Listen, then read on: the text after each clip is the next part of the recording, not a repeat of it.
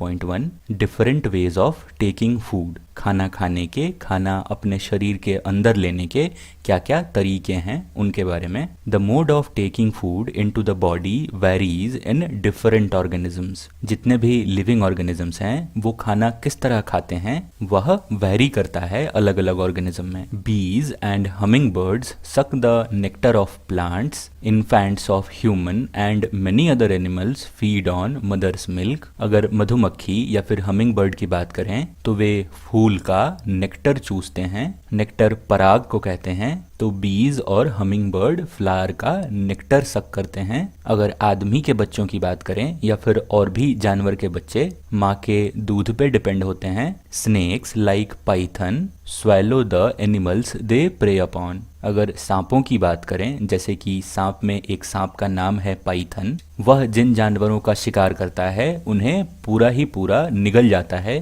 Pray upon मतलब शिकार करना, उन पर डिपेंड होना। तो सांप जिन जानवरों पर डिपेंड होता है उन्हें पूरा निगल जाता है, जैसे सांप मेंढक को पूरा निगल जाता है। Some aquatic animals filter tiny food particles floating nearby and feed upon them. कुछ जो पानी में रहने वाले जानवर हैं वो पानी में घुले हुए छोटे छोटे फूड पार्टिकल्स को फिल्टर कर लेता है, छान लेता है और अपने फूड का इंटेक, अपना फूड वहीं से लेता है। जैसे कि मछली पानी के छोटे छोटे फूड पार्टिकल्स को फिल्टर कर लेती है और उसी पर डिपेंड होती है। Activity 2.1 what is the type of food and mode of feeding in the following animals. नीचे जितने एनिमल्स के नाम दिए गए हैं वे किस तरह के खाने खाते हैं और वे जिस तरीके से खाना खाते हैं उसे क्या कहते हैं, ये भरना है हमें इस टेबल में। Write down your observations in the given table. आप जो देखेंगे वो यहाँ भरिएगा। You may find the list of modes of feeding given below the table helpful. तो इस टेबल के नीचे खाना खाने के क्या क्या तरीके हो सकते हैं वो लिखे गए हैं। जैसे पहला मोड ऑफ न्यूट्रिशन है स्क्रैपिंग। स्क्रैपिंग का मतलब खुरचना। ये मोड ऑफ न्यूट्रिशन स्नेल्स में होता है। अगला मोड ऑफ न्यूट्रिशन है च्यूइंग। च्यूइंग मतलब चबाना। खाना हम ह्यूमंस भी चबाकर खाते हैं। तीसरा तरीका है साइफनिंग। साइफनिंग वो तरीका है जिसमें ऑर्गेनिज्म अपने खाने को सक करता है, जैसे बीज में हो रहा था। मधुमक्खी फ्लावर के नेक्टर को सक करती है तो वो मोड ऑफ न्यूट्रिशन साइफनिंग कहलाएगा। अगला है कैप्चरिंग एंड स्वॉलोइंग, पकड़ के निगल जाना। तो सांपों में इस तरह का न्यूट्रिशन होता है। अगला है स्पॉन्जिंग। स्पॉन्जिंग एक ऐसा मोड ऑफ न्यूट्रिशन है जिसमें ऑर्गेनिज्म अपने खाने के ऊपर सलाइवा स्प्रेड करता है, लार टपकाता है, जिससे उसका फूड डिसॉल्व कर जाता है, घुल जाता है उसके सलाइवा में और उसके बाद उस घुले हुए फूड को वो सक कर लेता है। ये mode of nutrition house fly में होगा। अगला मोड ऑफ न्यूट्रिशन है सकिंग। सकिंग जैसा कि नाम से क्लियर है, चूसना। ये मोड ऑफ न्यूट्रिशन मॉस्क्यूटोज में होगा, ये हमारा खून चूसते हैं। तो आप इन मोड ऑफ न्यूट्रिशन का इस्तेमाल करके इस टेबल को भर सकते हैं। एक अमेजिंग फैक्ट है, starfish feeds on animals covered by hard shells of calcium carbonate. Starfish एक ऑर्गेनिज्म है जो पानी में पाया जाता है, फिश है एक तरह का जो स्टार की तरह का दिखता है। ये ऐसे एनिमल्स को खाता है जिनके शरीर पर हार्ड शेल्स होते हैं, जैसे स्नेल्स के शरीर पे एक हार्ड कवर होता है और वो कवर कैल्शियम कार्बोनेट का बना होता है, काफी मजबूत होता है। आपने शंख देखे होंगे, वो भी एक हार्ड शेल ही है। तो ये स्टारफिश वैसे एनिमल्स पे डिपेंड करता है, वैसे एनिमल्स को खाता है जिनके पास हार्ड शेल हो। After opening the shell the starfish pops out its stomach through its mouth to eat the soft animal inside the shell. तो ये स्टारफिश सबसे पहले उस शेल को, उस कवर को खोलता है, उसके बाद अपना स्टोमक, अपना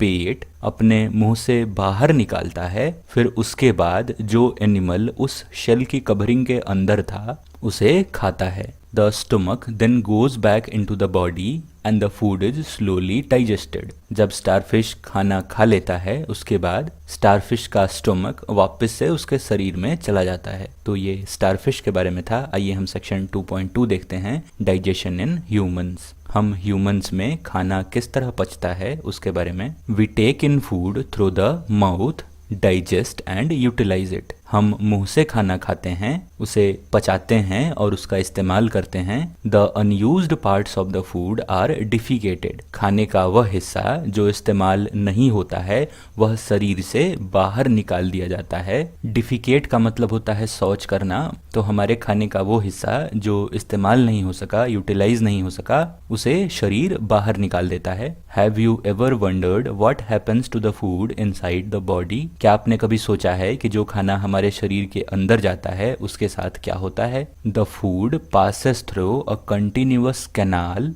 figure 2.2 which begins at the buccal cavity and ends at the anus। हम जो खाना मुंह से खाते हैं वो एक बड़े लंबे कैनाल से होके गुजरता है, बड़े लंबे रास्ते से होके गुजरता है, और इस रास्ते की शुरुआत यहाँ इस बकल कैविटी से होती है, हमारे मुंह के अंदर के छेद से होती है, और इस कैनाल का एंड पॉइंट एनस है जहाँ से वेस्ट खाना बाहर निकलता है। The canal can be divided into various compartments. इस पूरे कैनाल को, इस पूरे फूड पाइप वाले रास्ते को बहुत सारे कंपार्टमेंट्स में, बहुत सारे भाग में बांटा जा सकता है। सबसे पहले पार्ट को हम बकल कैविटी कहेंगे। बकल कैविटी यहाँ सबसे ऊपरी हिस्सा है, हमारे मुंह के अंदर जो छेद है जिससे खाना अंदर जाता है वही बकल कैविटी है। दूसरा है फूड पाइप और ओएसोफेगस। फूड पाइप को हम ओएसोफेगस भी कहते हैं, तो ये रहा फूड पाइप और ओएसोफेगस।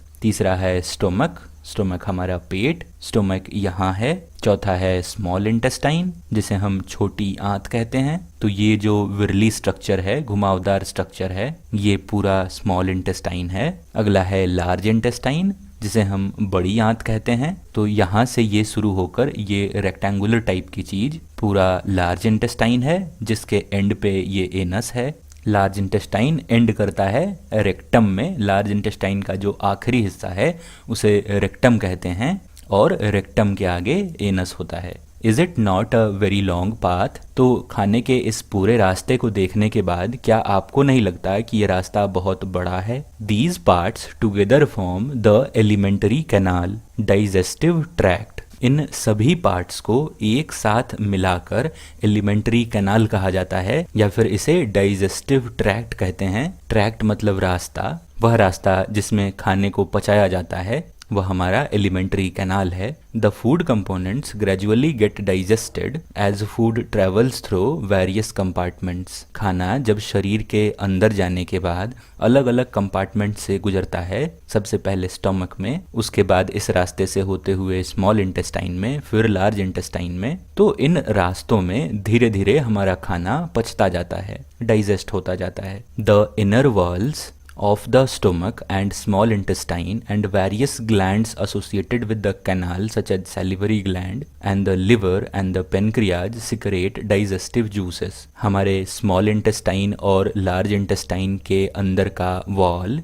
और जो दूसरे ग्लैंड्स लगे हुए हैं हमारे शरीर में, जैसे कि सैलिवरी ग्लैंड, लिवर और पेनक्रियाज, ये सारे ऐसे जूस रिलीज करते हैं हमारे शरीर के अंदर जो खाने को पचाता है। The digestive juices convert complex substances of food into simpler ones. हमने ऊपर जाना कि कॉम्प्लेक्स सब्सटेंसेस को हम डायरेक्ट कंज्यूम नहीं कर पाते हैं, इसीलिए इन डाइजेस्टिव जूसेस की मदद से कॉम्प्लेक्स सब्सटेंसेस को और सिंपल सब्सटेंसेस में तोड़ा जाता है ताकि उस फूड को हमारी बॉडी इस्तेमाल कर सके, यूटिलाइज कर सके। The digestive tract and the associated glands together constitute the digestive system. ये पूरा रास्ता, पूरा डाइजेस्टिव ट्रैक्ट और इसके साथ जितने भी ग्लैंड्स जुड़े हुए हैं जैसे कि सैलिवरी ग्लैंड, पेनक्रियाज, लीवर, ये सभी मिला के हमारा डाइजेस्टिव सिस्टम बनता है।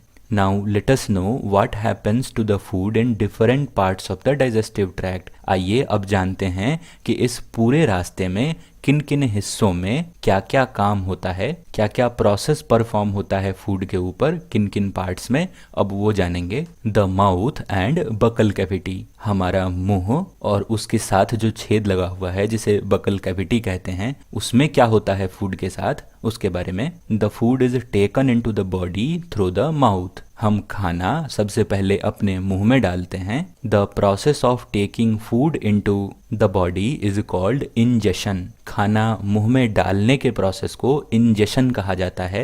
We chew the food with the teeth and break it down mechanically into small pieces. खाना मुंह में डालने के बाद हम उसे चबाते हैं अपने दांतों से और उसे हम छोटे छोटे टुकड़ों में तोड़ देते हैं। फूड हमारे दांत रूपी मशीन के द्वारा छोटे छोटे टुकड़ों में तोड़ दिया जाता है। मैकेनिकली मतलब मशीनी तरीके से। तो जिस तरह मशीन हमारे फूड का छोटा छोटा टुकड़ा करता, वैसा ही छोटा छोटा टुकड़ा हम फूड का अपनी दांतों से चबाकर कर देते हैं। Each tooth is rooted in a separate socket in the gums. अगर आप अपने जबड़े को देखें तो हर दांत एक अलग अलग सॉकेट में लगा है, अलग अलग जगह लगा है। Our teeth vary in appearance and perform different functions. हमारा हर दांत अलग अलग तरह का है और वो अलग अलग काम भी करता है। Accordingly they are given different names, और उनके काम के आधार पर उन्हें अलग अलग नाम भी दिया गया है। जैसे कि ये अंत वाले जो 3 दांत हैं उन्हें मोलर कहते हैं, उसके बाद वाले जो दो हैं उन्हें प्री मोलर कहते हैं, उसके बाद का एक जो है वो कैनाइन कहलाता है,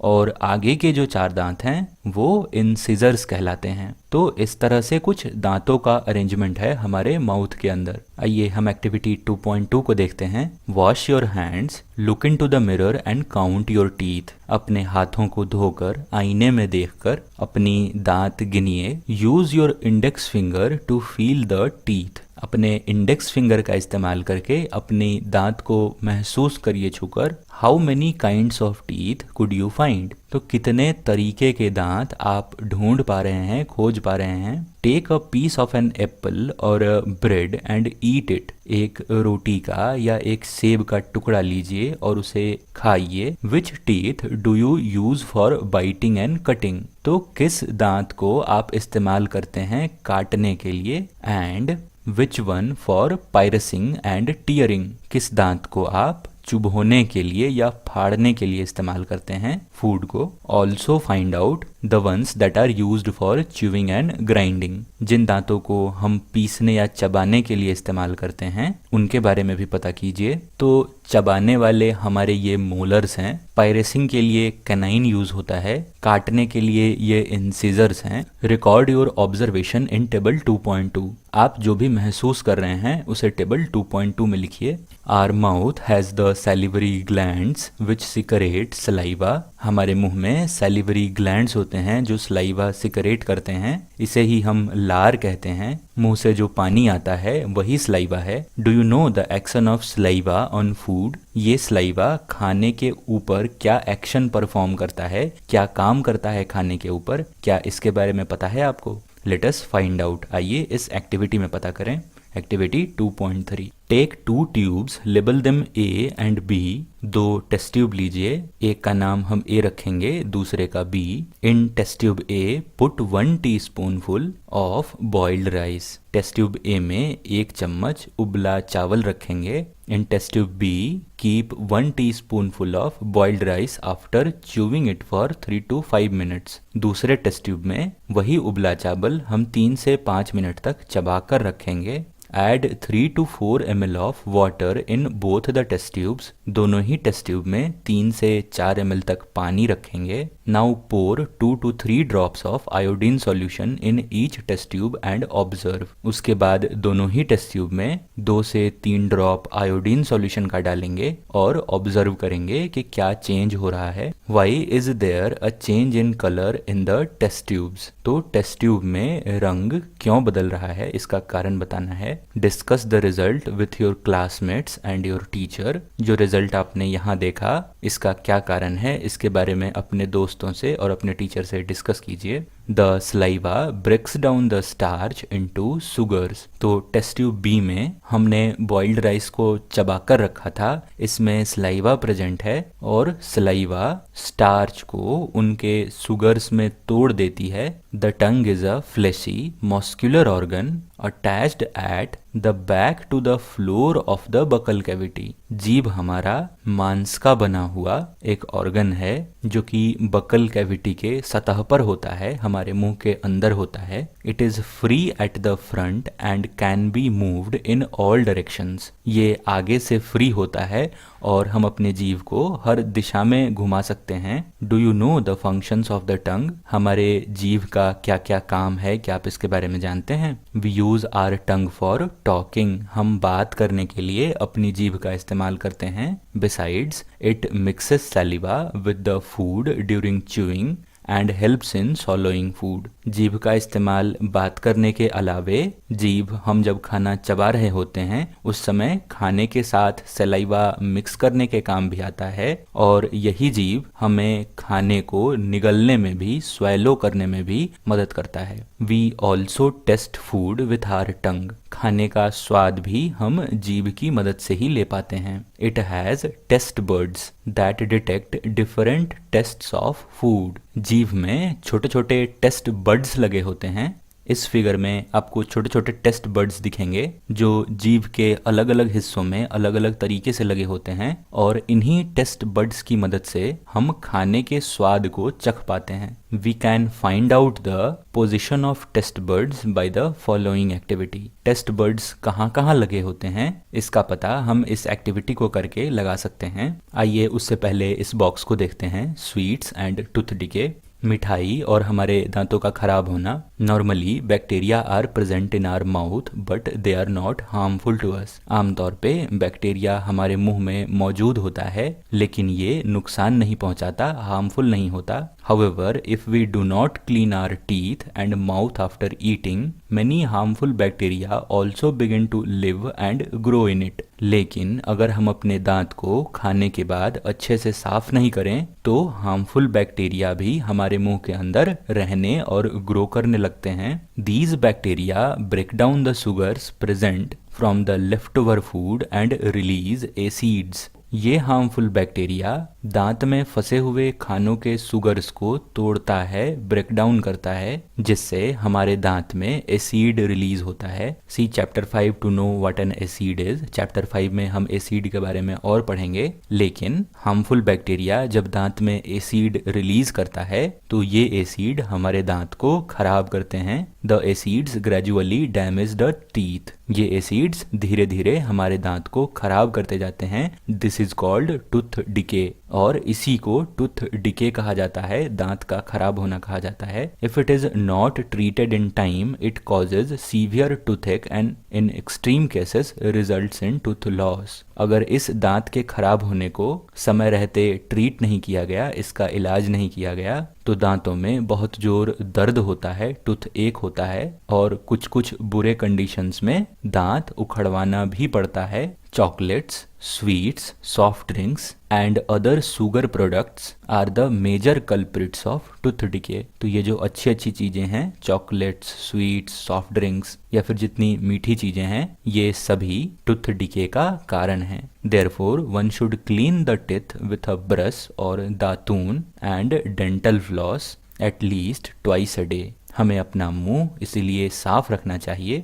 ब्रश से या दातुन से या डेंटल फ्लॉस की मदद से, और हमें अपना मुंह दिन में 2 बार धोना चाहिए। And rinse the mouth after every meal. हर खाने के बाद भी हमें अपना मुंह साफ करना चाहिए। Also one should not put dirty fingers and any unwashed objects in the mouth. और हमें ये चाहिए कि हम अपने मुंह में अपनी गंदी उंगलियां और बिना धोई हुई चीजें नहीं लगाएं। Sometimes when you eat in hurry, talk or laugh while eating you may cough, get hiccups or a choking sensation. कभी कभी जब आप जल्दी जल्दी खाते हैं या फिर खाते हुए बोलते या हंसते हैं तब आपको खांसी आ सकती है, हिचकी आ सकती है, आपका सांस फूल सकता है। This happens when food particles enter the wind pipe. ऐसा इसलिए होता है कि खाना जो फूड पाइप में जाना चाहिए था वो विंड पाइप में चला जाता है, हवा के रास्ते में चला जाता है। The wind pipe carries air from the nostrils to the lungs. Wind pipe हमारे नाक की छेदों से हवा को लेकर फेफड़ों तक जाता है, लंग्स तक जाता है।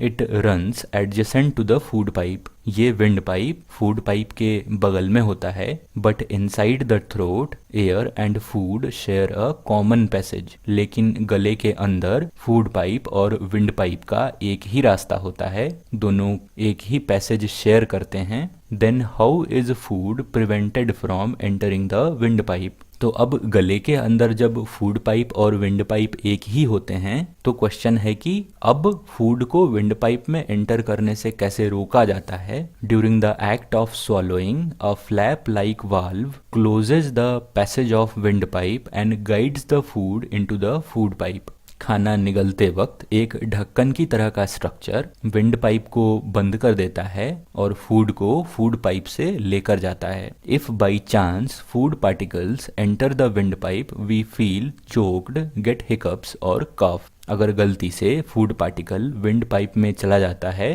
तब हमें चोकिंग सेंसेशन होता है, हमारा दम घुटता है, हिचकी आती है या फिर हम खांसते हैं। तो ये तो मोर टू नो था। आइए हम चैप्टर कंटिन्यू करते हैं। हम टेस्ट बर्ड्स के बारे में बात कर रहे थे जो हमारे जीभ में लगे होते हैं जिससे हमें खाने के स्वाद का पता चलता है। ये टेस्ट बर्ड्स हमारे जीभ में कहाँ लगे होते हैं इसका पता हम एक्टिविटी 2.4 से लगाने वाले हैं। आइए इसे देखें। Prepare and separate each sample of first sugar solution, second common salt solution, third lemon juice and fourth juice of crushed Neem leaf और बिटर गॉर्ड। इन चीज़ों के सॉल्यूशन को लेना है। पहला है शुगर सॉल्यूशन, चीनी को पानी में मिला देंगे तो शुगर सॉल्यूशन बनेगा। उसी तरह नमक को पानी में मिला देंगे तो कॉमन सॉल्ट सॉल्यूशन बनेगा। नींबू के रस को पानी में मिला देंगे तो लेमन जूस का सॉल्यूशन बनेगा। उसी तरह पीसे हुए क्रश्ड नीम के पत्ते को या फिर करेले को पानी में मिला देंगे तो एक सॉल्यूशन बनेगा। Blindfold one of your classmates and ask her or him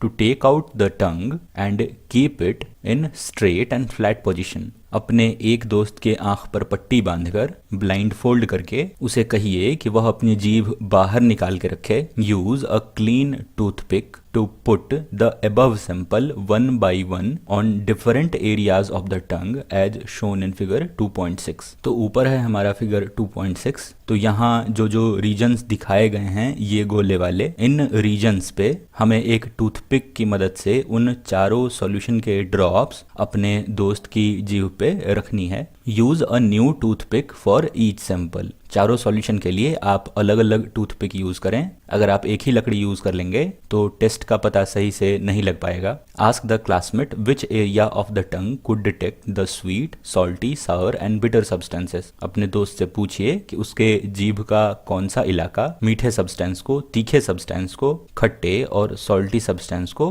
महसूस कर पा रहा था, समझ पा रहा था। तो इससे आप पता लगा पाएंगे कि जीभ का कौन सा एरिया कैसे टेस्ट को महसूस कर सकता है। Now right down your observations and label figure 2.6। आपके जो भी ऑब्जर्वेशन हुए इस एक्टिविटी को करने के बाद उसे लिखिए और यहाँ जो इलाके दिखाए गए हैं उनमें किस तरह का टेस्ट है उसके अनुसार इसे लेबल कीजिए। Repeat this activity with other classmates. और इसी एक्टिविटी को अपने दूसरे दोस्तों के साथ परफॉर्म कीजिए। द फूड पाइप और ओएसोफेगस। अब फूड पाइप के बारे में। The swallowed food passes into the food pipe or oesophagus. Look at figure 2.2. The food pipe runs along the neck and the chest. तो फिगर 2.2 हमारा ऊपर है, ये है ओएसोफेगस या फूड पाइप। ये गर्दन से होते हुए सीने तक आता है और उसके बाद ये स्टोमक से जुड़ा हुआ है। Food is push down by movement of wall of the food pipe. Food pipe के अंदर जो भी खाना एंटर करता है, जैसा कि यहाँ इस फिगर में दिखाया गया है, तो फूड पाइप की जो दीवार है, जो वॉल ऑफ फूड पाइप है, वो इस फूड को नीचे की तरफ ढकेलती है जिससे खाना स्टोमक तक पहुँचता है।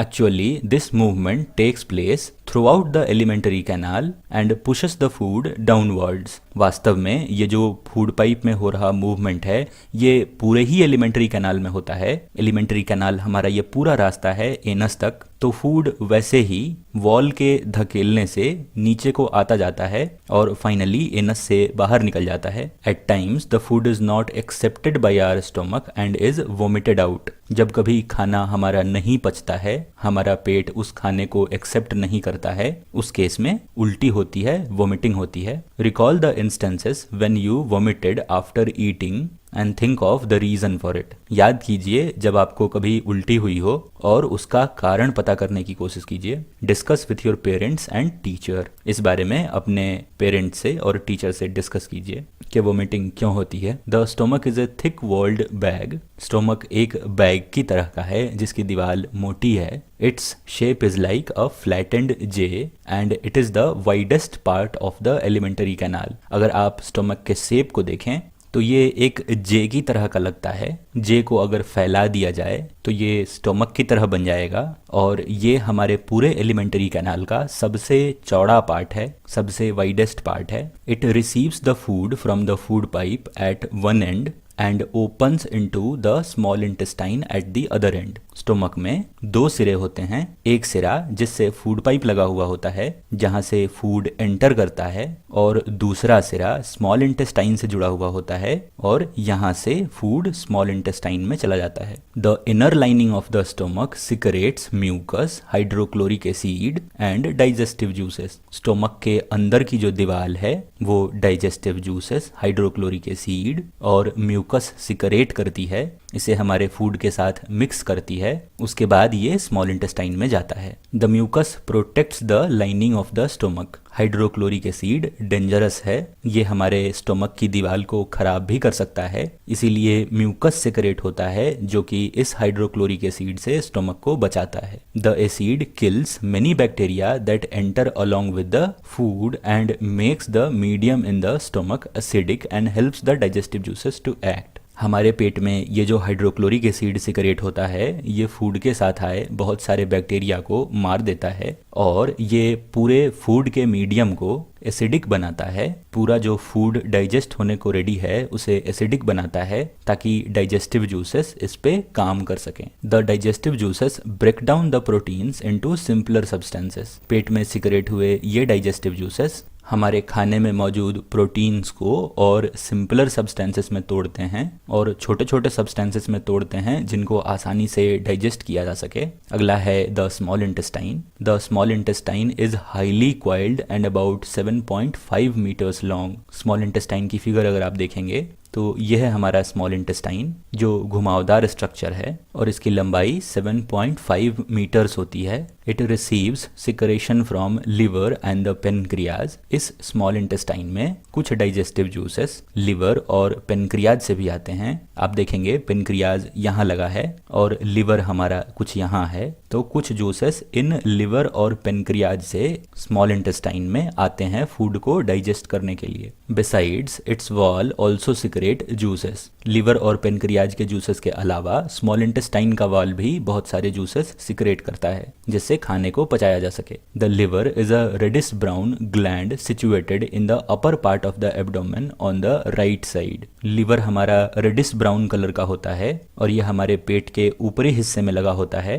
राइट साइड में। It is the largest gland in the body. Liver हमारे शरीर में पाया जाने वाला सबसे बड़ा ग्लैंड है। ग्लैंड किसी ऐसे ऑर्गन को कहते हैं जो हमारी बॉडी में हो और किसी तरह का केमिकल सब्सटेंस, किसी तरह का जूस सिक्रेट करता हो, वह ग्लैंड है। तो चूंकि लिवर डाइजेस्टिव जूसेस सिक्रेट करता है इसलिए यह ग्लैंड है और हमारे शरीर में पाया जाने वाला यह सबसे बड़ा ग्लैंड है। It secretes bile juice that is stored in a sac called gall bladder. Liver हमारा बाइल सिक्रेट करता है। बाइल एक तरह का डाइजेस्टिव जूस है जो खाने को पचाने में मदद करता है और यह बाइल जूस गॉल ब्लैडर में स्टोर होता है, जमा होता है। गॉल ब्लैडर एक सैक है। सैक मतलब थैली या पाउच की तरह की कोई चीज, तो गॉल ब्लैडर उसी आकार का होता है और बाइल जूस को स्टोर करके रखता है। The bile plays an important role in digestion of fats. जितने तरह के हम फैट खाते हैं, कार्बोहाइड्रेट, प्रोटीन, विटामिन, मिनरल के साथ साथ हम जो फैट इनटेक करते हैं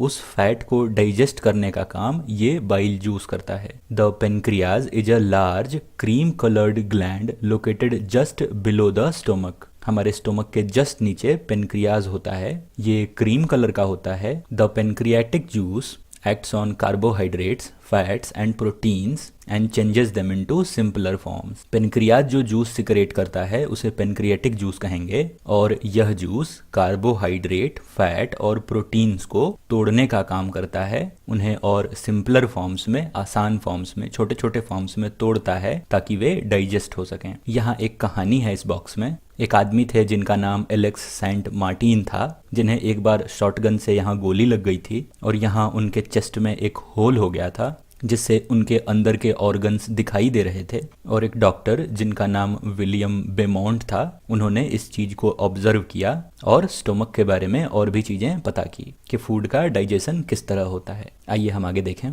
the partly digested food now reaches the lower part of small intestine where the intestinal juices completes the digestion of all components of the food. तो अभी हमारा फूड स्मॉल इंटेस्टाइन में है, स्टोमक से वो small intestine में गया था। स्मॉल इंटेस्टाइन में लिवर और पेनक्रियाज से बहुत सारे डाइजेस्टिव जूसेस आए थे। स्मॉल इंटेस्टाइन के वॉल ने भी डाइजेस्टिव जूसेस रिलीज किए थे। स्मॉल इंटेस्टाइन बहुत बड़ा है, फूड उसमें बहुत देर तक रहता है और फाइनली जितने सारे जूसेस हैं वो अपना काम कंप्लीट करते हैं, फूड का डाइजेशन पूरा हो जाता है। The carbohydrates get broken into simple sugars such as glucose, fats into fatty acids and glycerol and proteins into amino acids. हमारे फूड में पाए जाने वाले अलग अलग कंपोनेंट्स अपने अपने सिंपलर सब्सटेंसेस में टूट जाते हैं, जैसे कि कार्बोहाइड्रेट्स सिंपल सुगर्स में टूटता है जिसे ग्लूकोज कहते हैं, फैट फैटी एसिड और ग्लिसरॉल में टूटता है, वहीं प्रोटीन्स अमीनो एसिड में टूटते हैं। ये इनका सिंपलर फॉर्म है और ये तोड़ने का काम डाइजेस्टिव जूसेस करते हैं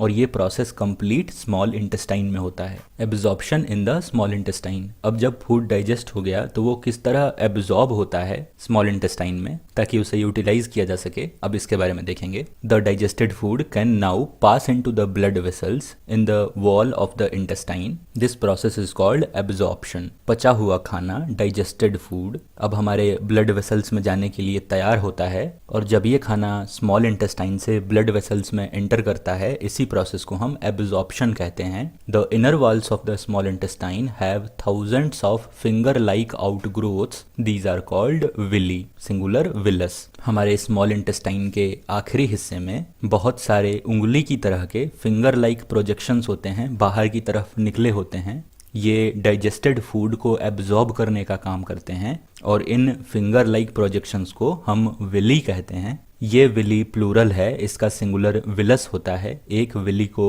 विलस कहेंगे। Can you guess the role of villi could be in the intestine? क्या आप बता सकते हैं कि विली का क्या रोल है इंटेस्टाइन में? तो विली बहुत सारे होते हैं और वे डाइजेस्टेड फूड को एब्जॉर्ब करके ब्लड में मिलाते हैं। The villi increases the surface area for absorption of digested food. Villi के बहुत सारे होने से फूड के एब्जॉर्ब होने का एरिया बढ़ जाता है। अगर एक ही विली होता तो फूड को एब्जॉर्ब करने में बहुत टाइम लगता, बहुत सारे विली आसानी से फूड को एब्जॉर्ब कर लेते हैं। Each villus has a network of thin and small blood vessels close to its surface. हर विली खून की नली से ब्लड वेसल से जुड़ा होता है। The surface of the villi absorbs the digested food material. Villi का बाहर का हिस्सा पचे हुए फूड को, डाइजेस्टेड फूड को एब्जॉर्ब करता है। The absorbed substances are transported via the blood vessels to different organs of the body where they are used to build complex substances such as the proteins required by the body.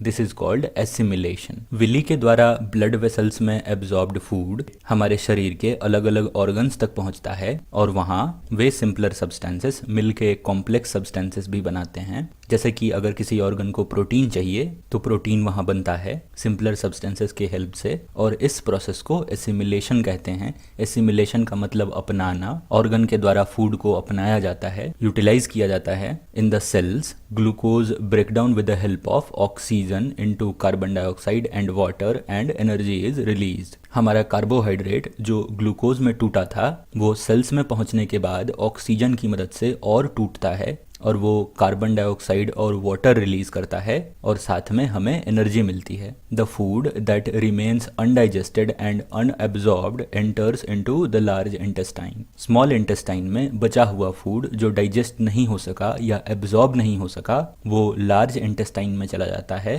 अब large intestine के बारे में। The large intestine is wider and shorter than small intestine. It is about 1.5 metres in length. अगर आप large intestine को देखें तो large intestine हमारा ये वाला है, ये 1.5 मीटर्स लॉन्ग है, स्मॉल इंटेस्टाइन से छोटा है। अनडाइजेस्टेड फूड स्मॉल इंटेस्टाइन से लार्ज इंटेस्टाइन में एंटर करता है। Its function is to absorb water and some salts from the undigested food material. Large intestine का काम है कि अनडाइजेस्टेड फूड से वाटर और कुछ नमक, कुछ सॉल्ट एब्जॉर्ब कर ले। The remaining waste passes into the rectum and remains there as semi solid faeces. बचा हुआ खाना, बचा हुआ अनडाइजेस्टेड फूड रेक्टम में चला जाता है और वहाँ सेमी सॉलिड फॉर्म में रहता है। The faecal matter is removed through the anus from time to time, this is called egestion. Undigested food जो हम अपने शरीर से बाहर निकालते हैं वही फेसियल मैटर है और उस प्रोसेस को इजेशन कहते हैं। एक सिमिलर नेम हमने इंजेशन पढ़ा था। इंजेशन फूड के इनटेक को कहते हैं और इजेशन अनडाइजेस्टेड फूड के शरीर से बाहर निकलने को कहते हैं। तो आप इन दोनों में कंफ्यूज ना हो, इंजेशन और इजेशन। इजेशन मतलब बाहर निकलना, इंजेशन मतलब अंदर आना। 2.3 डाइजेशन इन ग्रास ईटिंग एनिमल्स। घास खाने वाले जानवरों में किस तरह डाइजेशन होता है उसके बारे में। Have you observed cows, buffaloes and other grass eating animals chewing continuously even when they are not eating. क्या आपने गाय भैंसों को या फिर और भी दूसरे घास खाने वाले जानवरों को देखा है? वे चबाते रहते हैं जब वे नहीं भी खा रहे होते तब भी। जैसे कि खाना खाने के बाद एक गाय बैठ के लगातार चबाए जा रही होती है, उसका खाना खत्म हो गया है फिर भी। Actually they quickly swallow the grass and store it in a part of stomach called rumen. वास्तव में जब वे खाना खा रहे होते हैं तो वे जल्दी जल्दी खाने को निगल लेते हैं और उसे अपने स्टोमक के एक पार्ट में स्टोर करके रखते हैं जिसे हम रूमेन कहते हैं। ये टेम्पररी स्टोरेज होता है। Here the food gets partially digested and is called cud. तो जो रूमेन है, आप इस फिगर में देखेंगे, ये इनका रूमेन है जहाँ पे टेम्पररीली फूड स्टोर होता है। यहाँ पे इनका खाना पार्टली डाइजेस्ट होता है, आधा डाइजेस्ट होता है और इस पार्टली डाइजेस्टेड फूड को कड कहते हैं। But later the cud returns to the mouth in small lumps and the animal chews it. और बाद में ये कड छोटे छोटे लम्प्स में, छोटे छोटे ढेले में, टुकड़े में, गांठ में गाय के मुंह में आता है और गाय उसे चबाती है। This process is called rumination. Food के रूमेन से बाहर आने को और गाय इसे चबा के जब वापस भेजती है, इस प्रोसेस को रूमिनेशन कहते हैं। And these animals are called ruminants. और रूमिनेशन परफॉर्म करने वाले एनिमल्स को, जिन एनिमल में ये रूमिनेशन का प्रोसेस होता है, उन्हें रूमिनेंट्स कहते हैं।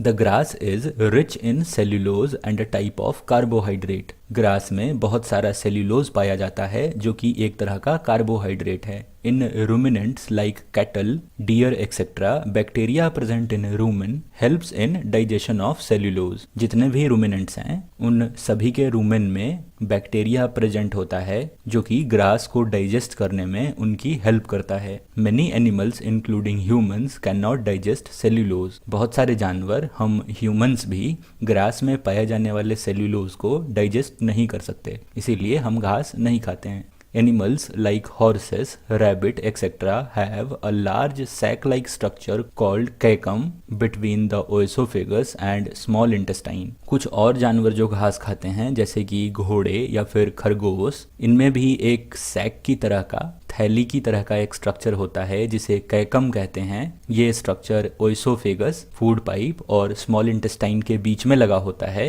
The cellulose of the food is digested here by the action of certain bacteria which are not present in humans. इस कैकम में, हॉर्सेस में या फिर रैबिट्स में सेल्यूलोज को ब्रेक डाउन किया जाता है बैक्टीरिया के द्वारा और ये बैक्टीरिया हम ह्यूमंस में प्रेजेंट नहीं होता। So far you have learnt about animals which possess the digestive system। अब तक हमने उन जानवरों के बारे में देखा जिनमें डाइजेस्टिव सिस्टम होता है, खाना पचाने का सिस्टम होता है। But there are many small organisms which do not have a mouth and a digestive system। लेकिन ऐसे भी बहुत सारे छोटे छोटे ऑर्गेनिज्म हैं जिनके पास मुंह भी नहीं होता और डाइजेस्टिव सिस्टम भी नहीं होता। Then how do they acquire and digest food? तो अब सवाल है कि वे खाना कैसे खाते हैं और उसे कैसे पचाते हैं। In the section below you will learn another interesting way of food intake. नीचे के सेक्शन में हम एक और दिलचस्प तरीका देखेंगे खाना को अपने शरीर के अंदर लेने का, फूड इनटेक करने का। 2.4 feeding and digestion in amoeba.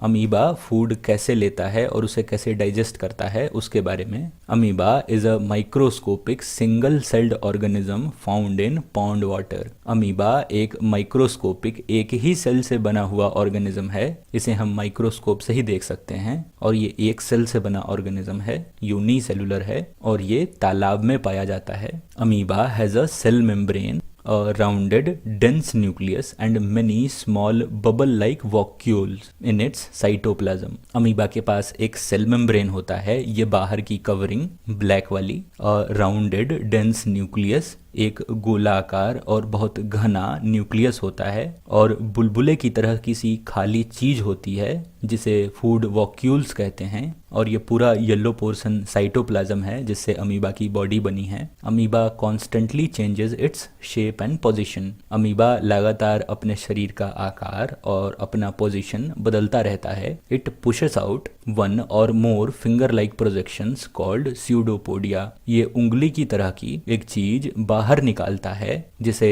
Pseudopodia कहते हैं, जैसे कि आप यहाँ या फिर यहाँ देख सकते हैं, ये दोनों भी स्यूडोपोडिया ही हैं। और false feet for movement and capture of food. इसी स्यूडोपोडिया को फॉल्स फीट कहते हैं, नकली पैर कहते हैं, और इसी की मदद से वो फूड को भी कैप्चर करता है। इस खाली जगह में वो फूड